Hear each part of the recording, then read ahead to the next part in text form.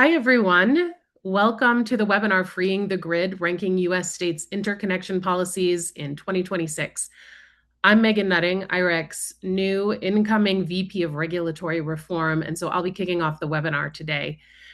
I just started at IREC, and I'm really excited to work with such a stellar team on strengthening policies that allow for faster deployment of critical infrastructure, which is what we'll talk about today. We have 3 speakers from IREC to discuss this very exciting new report. First, Dave Golombeski, a senior program manager and lead on the Freeing the Grid project. Mari Hernandez, director of regulatory programs. Mari oversees the team's multi-state efforts to modernize grid policies that enable faster and more cost-effective integration of distributed energy resources. And then we also have Brian Liddick, chief regulatory engineer. Brian manages IREC's incredible team of regulatory engineers and leads development of technical policy positions and strategy. So for those of you today who are joining us who might not be familiar with IREC or the Interstate Renewable Energy Council, we're an independent 501c3 with public interest nonprofit that builds the foundation for rapid adoption of clean energy and energy efficiency to benefit people, the economy, and our planet. IREC is unique in its focus on addressing 3 essential, very interrelated issues for clean energy growth. 1, effective state energy regulation. 2, quality workforce development. And then 3, technical assistance for local governments to streamline project deployment. We advance a clean energy future that is reliable, resilient, and importantly, equitable. Since our founding in 1982, IREC has been a trusted partner of state and local governments, utility regulators, industry, and lots of other stakeholders. IREC has shaped clean energy policies and programs in nearly every U.S. state, from informing interconnection rules to accrediting clean energy training and cutting red tape in cities, towns, counties, all the AHJs. Today, you'll be hearing from IREC's regulatory team, which is an incredible team, and which helps U.S. states and territories regulate their electric utilities to ensure that distributed energy resources, or DERs, like solar, energy storage, and EV charging infrastructure, can rapidly and equitably transition our grid to 100% clean energy. We're working to ensure that customers can access the full capacity of the grid when they seek to interconnect DERs. And the interconnection grades you'll be hearing about today are one of the ways we support that. Simultaneously, our team helps regulators and utilities plan for the grid of the future and strategically utilize DER investments to strengthen the grid. So now, with that intro, I'm going to hand things off to Mari to get into the meat of the report. Great. Thank you so much, Megan. And we are so excited to welcome you on to IREC as a whole and the regulatory team. So to jump in, I'll start with the agenda so we know what we're doing today. First, we're going to go over what is interconnection and why it matters. Then we'll do more of an overview of Freeing the Grid, the Freeing the Grid project, looking at the methodology as well, and then share some of the key takeaways and trends that we're seeing. And then our goal with a lot of this work is to make sure that you have the tools you need to go out and improve your state's interconnection rules. So we'll get into that. And then at the end, we'll do Q&A. Next slide, please. And to start, I just want to share a few things on housekeeping. So everyone is on mute. Please use the Q&A tab to send us questions, and we will make sure we have time at the end. If you'd like to use closed captioning, you can select show caption from the control toolbar at the bottom of the screen. And then we have a little disclaimer here about AI, note takers, and bot participation. We do not allow that, so we will be removing any of those types of bots. And then lastly, we always get this question. Yes, we will provide the presentation slides, the recording, and if there are any other resources like links to Freeing the Grid and anything else that it would be relevant, we will share a few days after the event. So those all will be provided after this. Go to the next slide. So just to level set on what we're talking about with interconnection. So interconnection is the process by which electric generating projects are approved to connect to the electric grid. When we talk about interconnection, we're actually pretty laser focused on the distribution system. So we're looking at distributed energy resources, or DERs, like solar and energy storage projects that are connected to the distribution system and are state jurisdictional interconnections. So those are typically in the rules spelled out what is a state jurisdictional interconnection. And a lot of times what we see is that is below 20 megawatts, and some states are lower than that as part of what the state actually has jurisdiction over. Interconnection is managed by utilities and regulated by state regulatory bodies like public service commissions, public utility commissions, or whatever flavor of title that those commissions are given. Sometimes it's different by state. And then that is what DER customers use to be able to understand what the process is going to look like, what are the requirements, and sometimes the fees and all of that. Let's go to the next slide. So this is really important because a utilities interconnection process is one of the biggest factors in how streamlined and cost-effective it is for clean energy projects to connect to the grid. So when the processes, timelines, cost, technical requirements are standardized, up to date with the best practices that, are happening across the country, and they're well designed, that can really lead to faster and more affordable DER integration. But of course, when they're outdated or poorly designed, that can slow down DER progress and clean energy adoption as a whole. And it can often lead to really unnecessary obstacles and higher costs, and definitely really long delays, which we've seen in many states. Next slide. So freeing the grid, this is really a joint initiative of both IREC and Vote Solar. It's been this longstanding partnership that we've had to grade states on specific policies to help increase clean energy adoption and access to the grid. So IREC has been bringing expertise on interconnection for many, many years, as Megan talked about. And so we've really helped to, really designed the interconnection grades for freeing the grid. And then Vote Solar has led more on the DER compensation side, which has traditionally been net metering in the past, and likely will move into some more of a DER compensation framework in the future. So between 2007 and 2017, our project team released 10 report cards that included state grades for both interconnection and net metering policies. And then we wanted to kind of update and revamp the report card for interconnection. So we did that back in 2023. So we put out grades in 2023 with that revamped criteria. And then now we're doing an update based still on that same criteria. We just did an update in May of 2026. And that really, what we're trying to do there is indicate the quality of a state or territory's interconnection policies for DERs. And we also want to touch on why IREC leads this work and what makes us an authority on interconnection best practices. So we have been actively engaged in regulatory proceedings on interconnection for over 20 years. And we're an independent nonprofit organization. We have trusted engineering and policy expertise that has really allowed us to work with stakeholders across the country and within the different stakeholder groups to identify effective solutions to interconnection barriers. We've worked in numerous states to improve the rules, regulatory policies, and technical standards that enable streamlined, efficient, and cost-effective interconnection of clean energy resources. And then we've also published, I hope that you all have seen, various toolkits and reports on interconnection. Since 2005, we've been releasing our model interconnection procedures. We've tried to do that at a fairly regular clip, trying for every few years.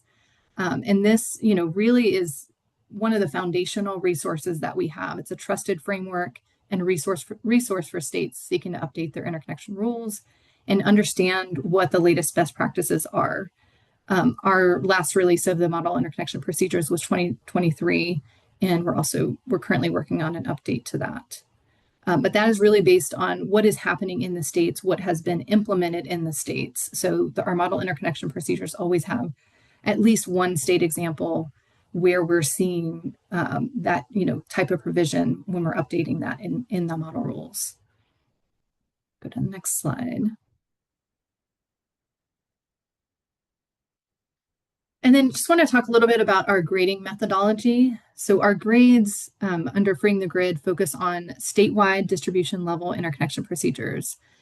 These procedures are approved by state public utility commissions and can be found in state rules or tariffs. They're sometimes called different things: procedures, rules, utility tariffs, and that is just where they're laying out what the process is for interconnecting a new clean energy system.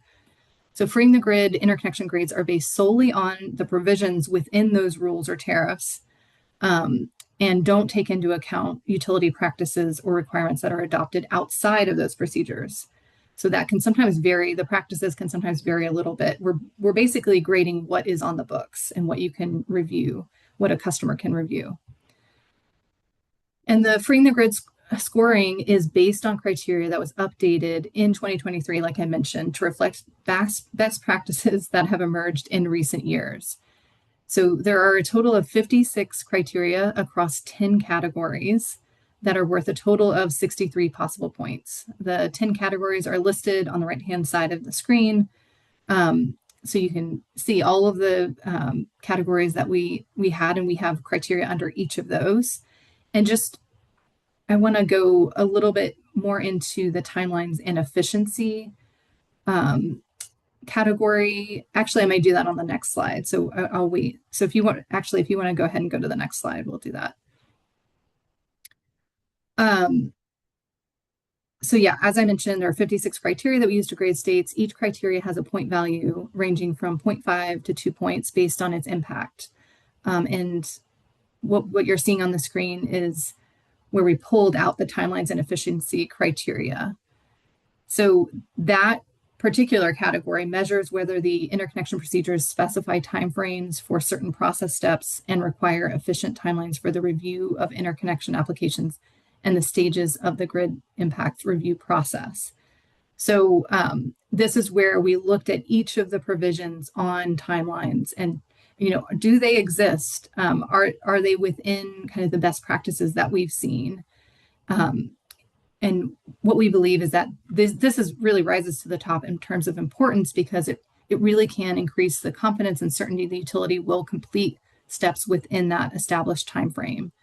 And it can help give customers the ability to say, this is how long this step is supposed to take. And they have some sort of recourse where they can look back and say to the commission, if they're, going to dispute it, say this was supposed to take 20 days, it is now 30 days, and we need help kind of figuring this out going forward. So it's a way to kind of keep utilities accountable as well. And then when you pair timeframes with utility reporting requirements, they can also provide valuable insights to all stakeholders, but especially regulators, to understand how the process is working. And again, it's another chance to enhance utility accountability. So I know I'm just going through one of those here, but so each of those have, all of these different criteria under them, and we consider them to be very important. And 56 criteria is a lot of criteria to review, but we wanted to make sure we were capturing, a lot of the things that we think should be included in the interconnection rules and grading the states on those. So with that, I'm going to hand it off to Dave to talk more about the grades themselves. Yeah, thanks, Mari. Okay, so on this slide, we want to highlight the 2026 Freeing the Grid grades and explain the meaning behind each of those grades. So let's start off with the A. As you can see in this map, one state, New Mexico, earned an A. That was the sole state. An A means that the state has adopted a majority of the interconnection best practices identified in the Freeing the Grid report. And this should lead to streamlined review processes, reduce costs, and greater transparency for interconnection applicants and utilities. Then we have B, 8 states, including California, New York, Illinois, earned a B. And a B means that the state has adopted many of the interconnection best practices identified in the Freeing the Grid report, but they have some room for improvement in order to streamline the review process, reduce costs, and or improve transparency. For C, 16 states, including Virginia, Wisconsin, and Nevada, earned a C. And a C means that the state has adopted some of the interconnection best practices, but they should plan to update its procedures. For D, 14 states, such as Pennsylvania, Texas, and Utah, earned a D. And a D means that the state has not adopted a majority of the interconnection best practices, and they should plan to significantly update its procedures. Then lastly, F, 13 states, including Georgia, Missouri, Idaho, and earned an F. And an F means that the state has not adopted statewide interconnection procedures that apply to all regulated utilities, and the state should plan to begin a stakeholder process to develop and adopt interconnection procedures.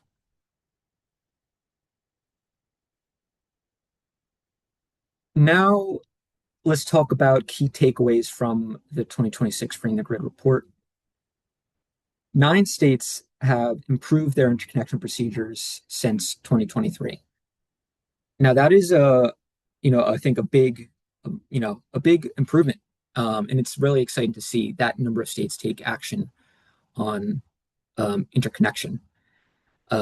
Maine, New Jersey, Oregon, and Wisconsin each made major enough improvements to jump a letter grade. So Maine jumped from a C to a B, New Jersey from a D to a B, Oregon from a D to a B, Wisconsin from a D to a C. And then the rest of the states made improvements, minimal improvements that increased their score by a handful of points. And you'll see those states: California, Connecticut, Indiana, Minnesota, and Vermont.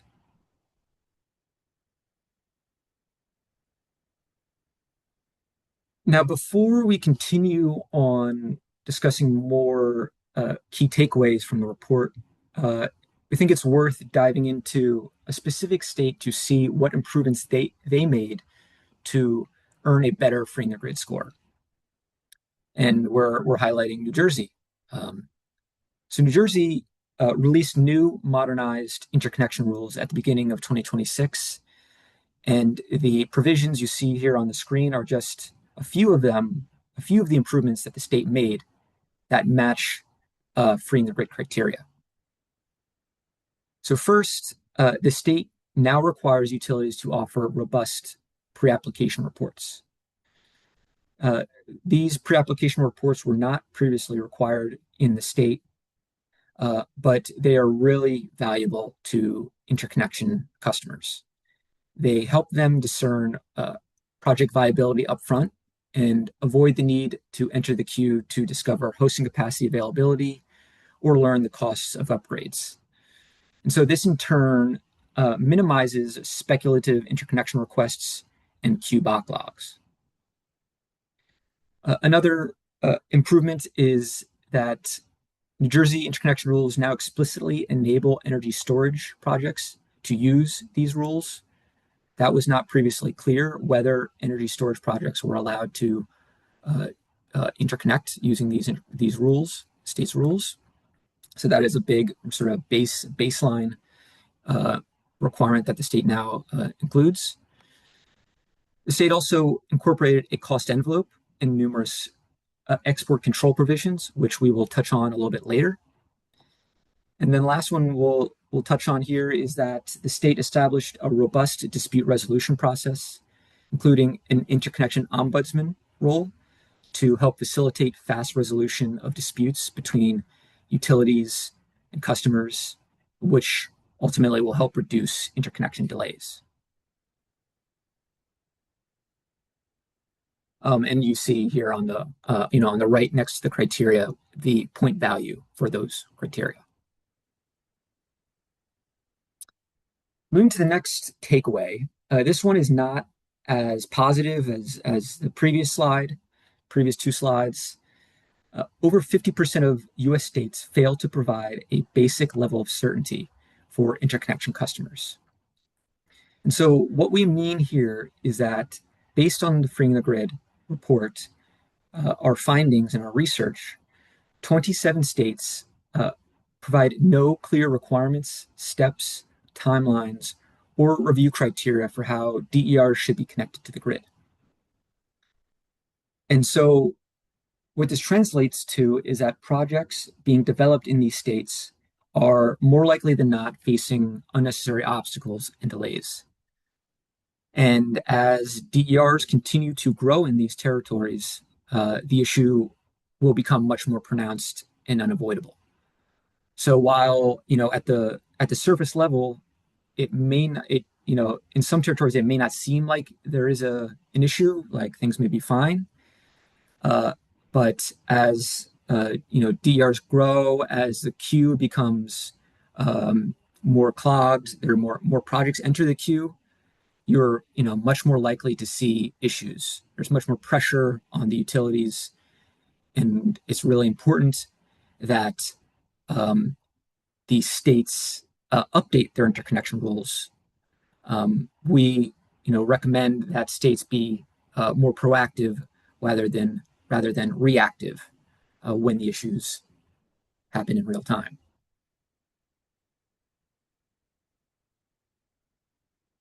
The last key takeaway, sort of drilling down into some of the challenges, is that there is a real serious lack of standardization and consistency of interconnection policy across the country. For example, 13 states have no statewide interconnection policy at all. So interconnection is completely fragmented within the state. So that means that each state with each utility within the state creates and uses its own set of interconnection procedures. So the steps, the timelines, the review criteria, and the costs can be completely different from one utility to the next. So one utility's review criteria might be much more conservative than the others, than it's the neighboring utility. And so, increasing the likelihood of grid upgrades. And so that can create, a lot of confusion for, developers operating in that state, not understanding that there's different criteria from utility to utility that can impact, sort of project design and project costs. And so often this also means that the state's utility interconnection procedures, processes, timelines, and costs are a black box. So for customers, that means that there is no transparency and accountability. And so if you were trying to install, a solar project, there likely wouldn't be clear timelines for the utility to complete steps in the interconnection process.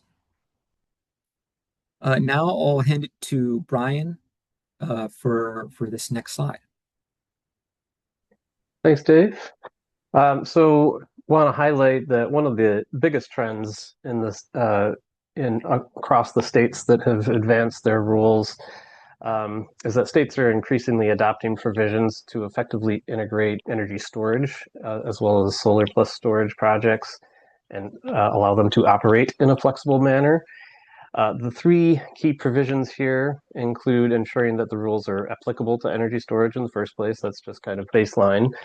But also defining and differentiating between nameplate and export capacity. So in the past, rules have typically just talked about the nameplate capacity of a DER, and that's basically without regard to how much power actually flows out onto the distribution system. Whereas we're defining export capacity now, which defines how much of that nameplate rating is actually allowed to flow back onto the distribution system. And we differentiate those things because the actual power flow onto the system is what creates the majority of impacts from the DER. And so this ensures that impacts will be evaluated accurately based on the actual use of those systems in the screening and study process. And this is important for, say, AC coupled solar and storage, or for any storage that's unlikely to export at full capacity. And you could imagine that a lot of export or a lot of energy storage doesn't necessarily have a pathway to export today, especially for smaller systems. So they may be relegated to a non-export mode. And treating that nameplate capacity as something that would actually show up on the distribution system if there are controls in place to prevent it from doing so would really just, not just be overly conservative, but just be totally wrong in terms of evaluating the impacts. And so this really allows the evaluation of the DER to follow how those systems are going to be used in a bit more granular manner, not necessarily down to, the second by second fluctuations in power output, but at least the overall operating envelope that the DER is going to operate under. Another important provision is identifying the acceptable export control methods, including power control systems or PCS. And PCS are certified devices that can limit export power to a specified level. And this is important. There are additional controls that can be used, like relays and such. PCS are generally lower cost, but they're also certified, so that allows for the evaluation to be generally more streamlined and simplified. And just overall standardizing the acceptable export control methods really streamlines the review process by eliminating the need for customized reviews of equipment, by having an upfront agreement that a customer knows going into the application what equipment will be accepted by the utility, rather than having some back and forth while you're in the middle of proposing equipment in the middle of the interconnection evaluation, basically, which would really slow things down. And some export limiting provisions have been, or not, export limiting equipment may have been accepted in the past, but it usually was done in that back and forth manner, kind of ad hoc manner between the customer and the utility. So this really standardizes, harmonizes things, and streamlines the process for utilizing that equipment. And when these provisions are implemented, it really allows these projects to operate flexibly to avoid or reduce the grid impacts, and therefore the need for costly grid upgrades. And our research has found that it can really up to double the amount of total DER nameplate capacity on a feeder. So basically, if half of the nameplate capacity is non-exporting capacity, then you could have twice as much total nameplate rating of DER compared to if it was all simply exporting. And we see this as a first step in moving towards adoption of flexible interconnection solutions, where the export level would move up and down as a function of time in order to further utilize available hosting capacity at all hours of the year. But this is really just the basic first step here. And 9 states have already adopted all of those best practices, including since 2023, Maine, New Jersey, and Oregon. Although 29 states have incorporated energy storage to some extent in their interconnection rules. And now I'll hand things back to Dave. Yeah, thanks, Brian. So moving to the next trend that we have, that is cost envelopes, or sometimes they're called cost caps. So for some background about this, when projects enter the queue, to be reviewed, there is a chance that that project may trigger a grid upgrade, and the customer pays that cost in full in the vast majority of the states throughout the country. Now, what we're seeing, popping up throughout the country is that projects are receiving wildly varying grid upgrade cost estimates between the initial estimate and the final cost. So, there's I can talk about an example that mirrors what we have seen in many places throughout the country. So, let's say there's a 1 megawatt project that has entered the queue for review, and it goes through the screening and it goes to the study process. And through the study process, the utility sees that this project is going to trigger some sort of exceed some sort of thermal limit or protection, create some sort of protection issues. And the utility, as part of the study, they create a cost estimate, and the utility comes back and says this 1 megawatt project the grid upgrade is going to be $500,000. That is the initial estimate they provide in the study, or they specify in the interconnection agreement. And the customer will take that number and they will crunch the numbers and they'll do some financial modeling. And, that customer may say, we're willing to move forward with a $500,000, grid upgrade. They sign the interconnection agreement. And so then the customer builds that solar project, the developer constructs that grid upgrade, the utility connects the project to the grid, it begins operation. And then, 6 months, a year, 2 years down the line, the utility sends a true up final cost of that grid upgrade. And the cost of the grid upgrade is not $500,000. It's actually $1.5 million. So that is, the customer is on the hook for that cost. And it puts the developer in really a dire situation. Like had they known that the cost was going to be, was going to be a 200% increase, larger than what they had sort of imputed in their models, they would not have moved forward with the project. And this can put the company in some pretty dire financial straits. And so, again, we've been seeing this issue pop up in many places, and some states have taken action, and they've developed this policy known as a cost envelope. And this is when, in the rules, the rules specify a percentage of the initial estimate that the final grid upgrade can't exceed. So the final grid upgrade cost estimate can't exceed 25% of the initial estimate. And so this is really important to customers because it provides them with greater cost certainty, and it limits those unexpected costs that can significantly impact the economic viability of a project. And then on the other side, it provides a reasonable margin of error for utilities, recognizing that it's not always possible to precisely estimate grid upgrade costs. And there are 4 states throughout the country that have adopted this best practice, but 2 states have adopted it in recent years. New Jersey just adopted it in 2026, and DC adopted it in 2025. And, we'll see, we've heard some, potential in some other states.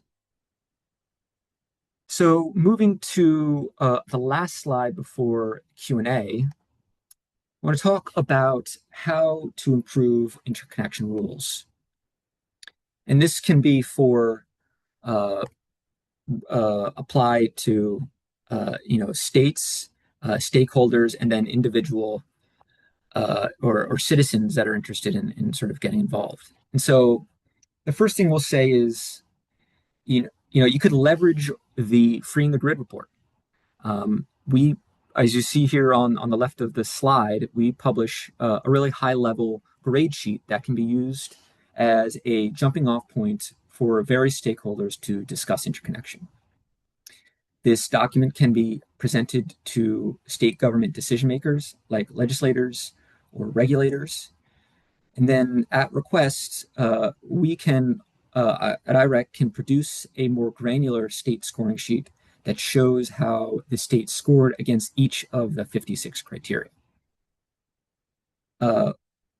Moving on, states should and can establish interconnection proceedings or reoccurring work groups.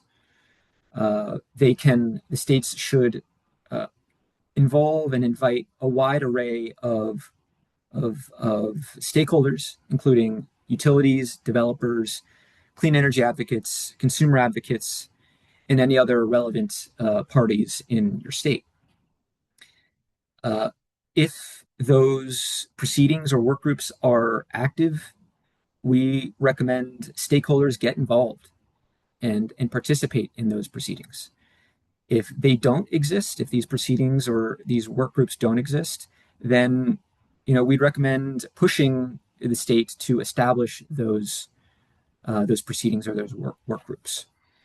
And then once those work groups proceedings are established, we'd say it's important to discuss the interconnection process with all those parties, share issues and concerns that each of the parties have, and then with the ultimate goal of developing consensus on improvements. Particularly for individuals or citizens that want to get involved or have sort of perhaps experienced issues interconnecting their own project on their house, we would recommend contacting a state consumer advocate agency. Sometimes those are called Office of the People's Council or Office of Consumer Advocates. Individuals could also contact local or state clean energy nonprofits. But going back to consumer advocates, these are actually really powerful voices in regulatory proceedings, and expressing your viewpoints to those consumer advocates could strengthen their involvement in a regulatory proceeding on interconnection, or it could be the impetus for getting involved in those proceedings. So now I'm going to hand it off to Gwen to lead the Q&A portion of the webinar. Thanks, Dave. Hi, everyone. Good to be here with you. I'm Gwen Brown. I'm IREC's VP of Communications. And I definitely encourage you to add any questions in the Q&A tab if any have come up for you as we've been talking. But to kick us off, we have a question about the future of freeing the grid and whether IREC is planning to expand on this process and potentially score states on interconnection related to medium and heavy-duty electric vehicle charging stations or depots. Yeah, thanks for this question, Caitlin. I would say it's a quick answer. We don't have plans right now, but it's something that we would definitely consider. We are working on the load connection process as well. We have not gotten to a place where we've seen a state that has the best practices on load connection just yet, but we are seeing some states definitely moving in that direction. So I think it's something we would definitely consider, but we don't have on the horizon right now. Awesome. Thanks, Mari. Another great question we have is about how IREC, and specifically freeing the grid, distinguish between rules on the books and rules in practice. Does the scorecard evaluate whether adopted reforms are actually being implemented by utilities or primarily whether the policy has been formally adopted? Yeah, I can start on that. So, again, we base our scoring solely on the provisions included or referenced within each state's interconnection procedure. So basically the written official policies, and not how the local utility applies or executes those procedures in the real world. I think Hawaii is an example of that. In that you'll see that they earned a C grade in freeing the grid, and that's based on what is written in the in their interconnection rules. But if you operate in that state or you're trying to install a project, Hawaii is pretty well regarded for how well they, their interconnection procedures, how quickly they're able to get projects online. They're pretty advanced. And so the utilities are going above and beyond what is required. And the state is, the grade that you see, that C, does not reflect what what HECO is doing on the grounds. Oftentimes that is a really unique case. Oftentimes it is the opposite, and so it might be a state may get a B grade, but based on the written interconnection rules, but utilities are not adhering to what are the written rules, and it's actually really challenging to sort of hold them accountable. But that sort of feeds into why there needs to be transparency and accountability measures implemented. So, as part of Freeing the Grid, we have a category on reporting requirements and sort of data transparency. And when there are reporting requirements, that provides insights on how utilities are adhering to the written rules. So, for example, written rules would be examples like interconnection timelines. If utility is required to report on its adherence to those timelines, you get those insights and you can hold utility accountable and potentially, create some sort of penalties to drive them to improve.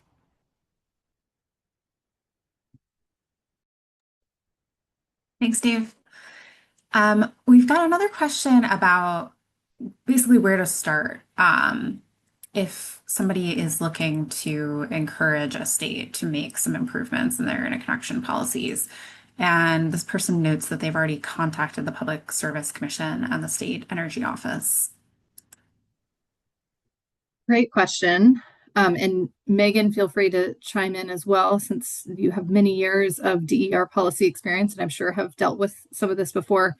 I will say from IREC's perspective, it's really hard when you don't have the political will, whether it's, typically at the legislature to push something like this to say, we need better rules. We're seeing all these challenges. We're seeing these backlogs.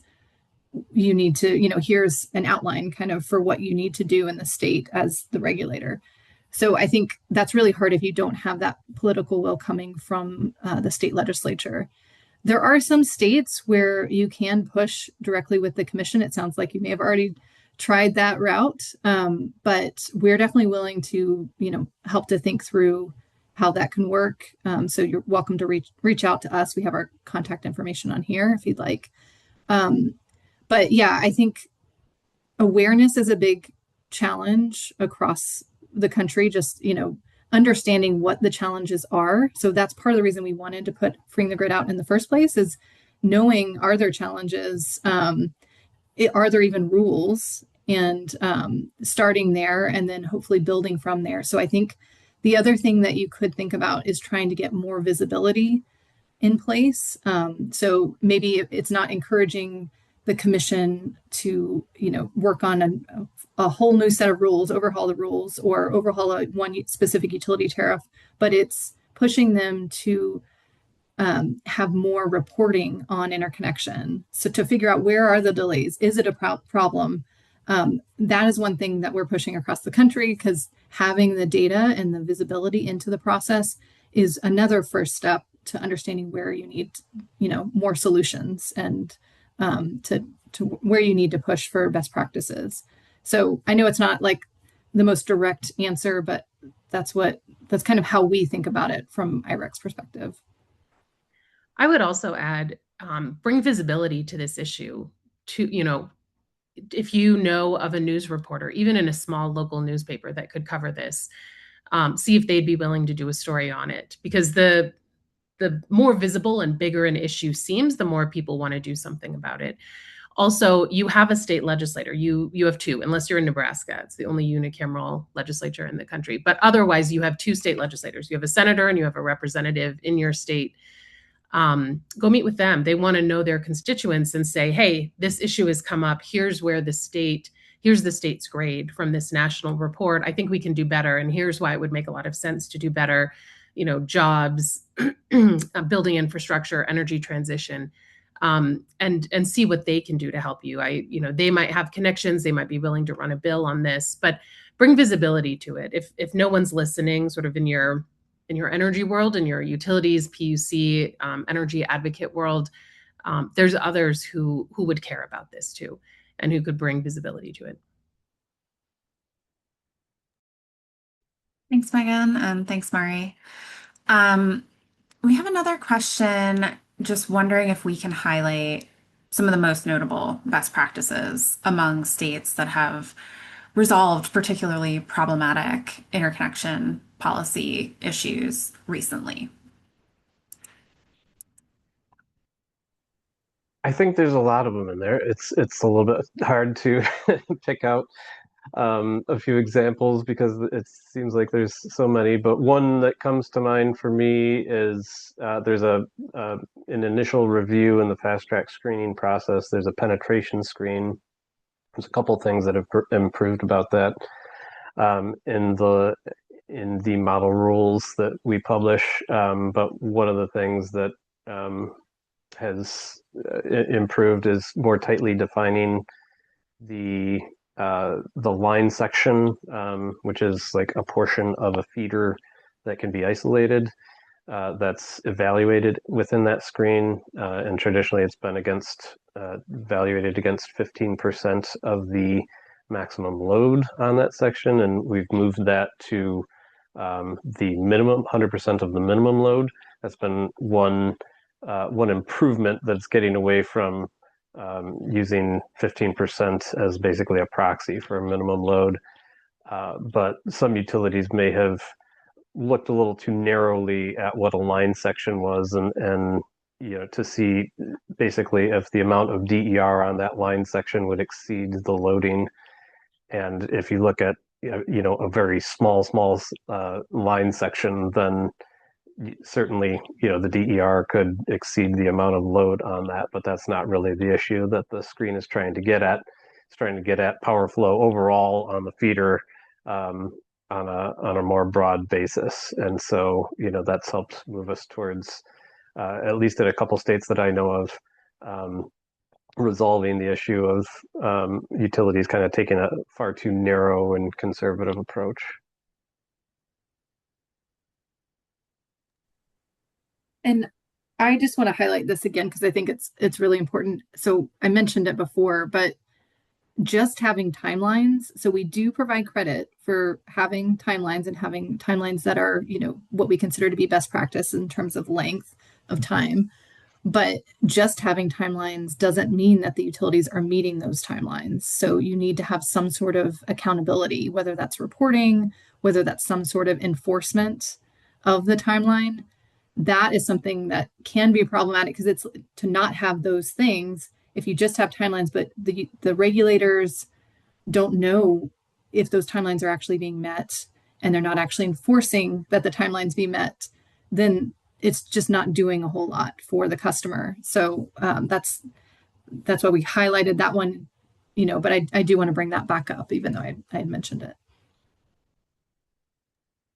Thanks, Mari. And thanks, Brian. Let's see. We have another question about the status of adoption of dynamic flexible interconnection in different states and opportunities to accelerate its adoption. I can take that. Yeah, it's not something that Freeing the Grid or the model rules address as of yet. It is an emerging topic, somewhat nascent. And as I'm aware, there's one or two places in the US that have actually put a flexible interconnection solution into practice.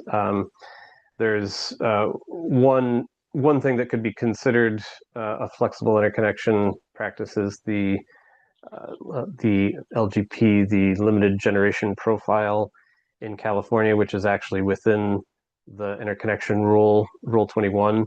But when you ask about dynamic flexible interconnection, that's what I would call static flexible interconnection, in that it follows a set schedule throughout the year. When I say dynamic flexible interconnection, I mean that you're getting real-time signals or somewhat near real-time signals based on monitoring of a specific constraint on a feeder or substation. And the signals go down to the downstream DERs to manage that constraint. And that concept is still fairly nascent. There's been pilot projects in relation to that in a few different states. I believe ComEd in Illinois is one of the few utilities in the US that have actually deployed an actual flexible interconnection solution.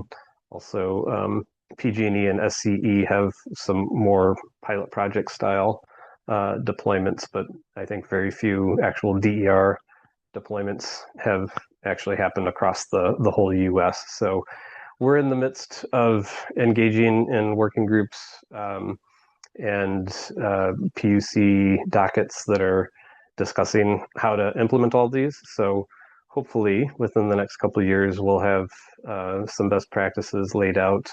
But we're starting to build those best practices right now and creating the actual rules, the first sets of rules that will eventually be rolled out over the next couple of years here. So it is happening, and there are several states moving along in that, and kind of expect that to happen somewhat outside the rules at first. And as we learn the best practices and how to implement these things, they'll probably move into the interconnection rules after that. Great. Thanks, Brian. Another question relating to an experience in Ohio. This person acknowledges that state commissions have the difficult job of balancing the needs of both developers and utilities. And they note that it seems to be a big hurdle to get utilities to continue to accelerate the pace at which they are reviewing interconnection applications. And this person is wondering, is that a legitimate challenge? Is that something that we're seeing in other places?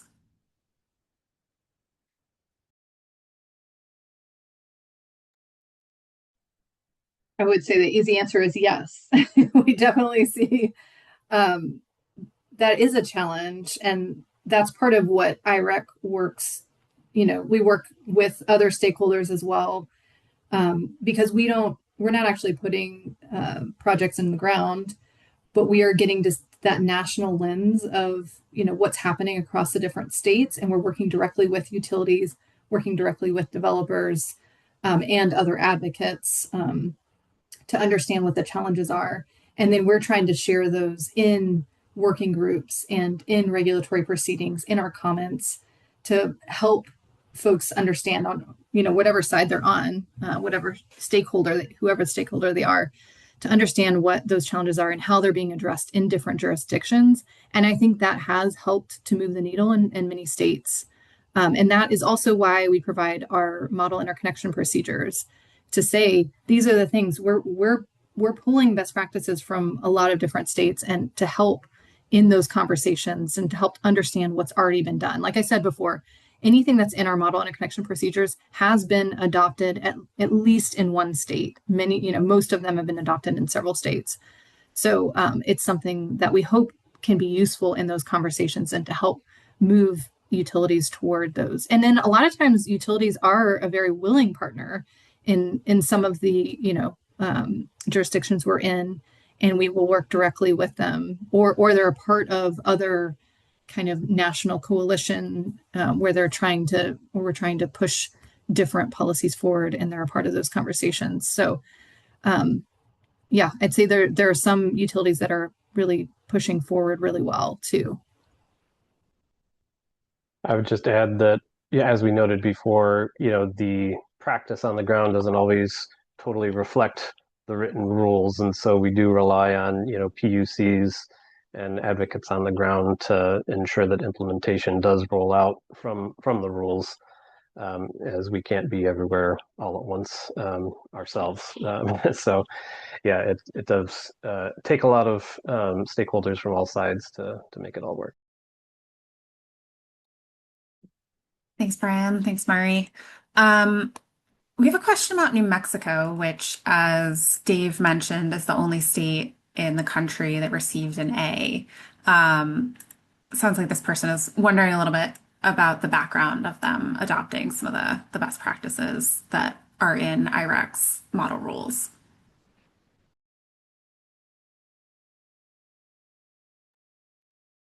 I can probably help answer that. I wasn't the lead, IREC's lead there, but IREC was involved, in the actual docket at the PUC to help promote the regulations and the policies there. So really, I mean, it takes a champion, I think. So the model rules are there. It's a piece of paper. It needs someone or an organization to to really champion it and do the argumentation and help people understand why it's going to streamline the processes and why it's a good idea. So IREC can be in some places, not everywhere.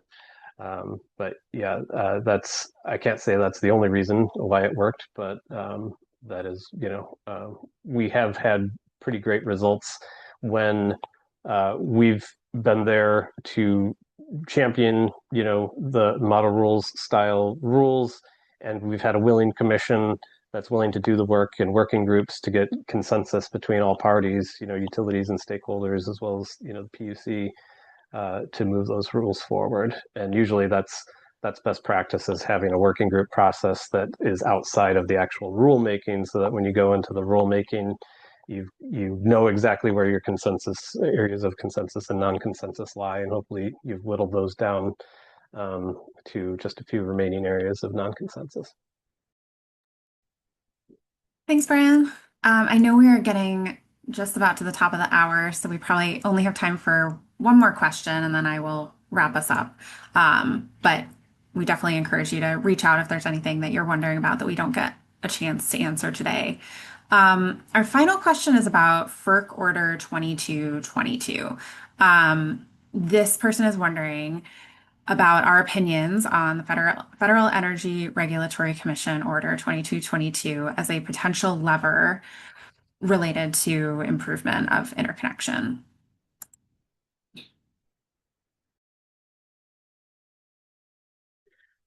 I'm happy to talk to this one. So Order 2222 allows for, or requires ISOs and RTOs to allow for aggregated DERs in their system. Interconnection doesn't happen at the ISO RTO level. Obviously, it happens at the utility level. So those are sort of two different groups.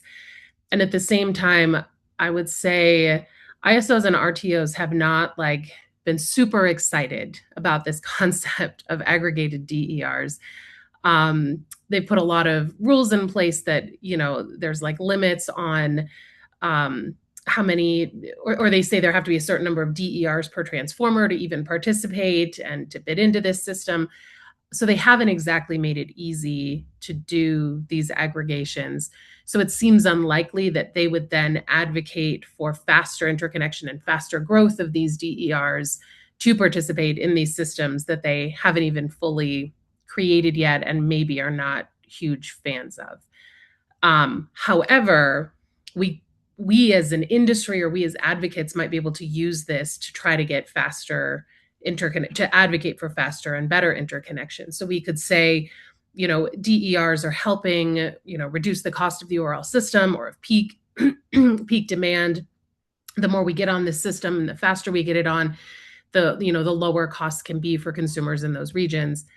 So we as advocates might be able to use this to help with our interconnection advocacy, but I don't see necessarily ISOs or RTOs doing that advocacy for us to make it easier. Thanks, Megan. And thank you all for joining us today. We had really great turnout, and it was really great to see so many in-depth questions in the Q&A. As I mentioned before, I know we didn't get a chance to answer everyone's questions. So if this is something that you're working on, we definitely encourage you to reach out to us directly. Both Dave and Mari's contact info is included below. And I'm also going to drop in the chat the IREC website. I know many of you are already familiar with IREC's work, but if you're not, definitely encourage you to sign up for our email newsletter so that you can hear when we publish new Freeing the Grid state reports and also, other resources like the model interconnection procedures that you heard about today. And with that, I'm going to wrap up today's webinar, but thank you all so much for joining us, and be on the lookout in the next few days for the link to the recording and the slides and related resources. Thank you so much.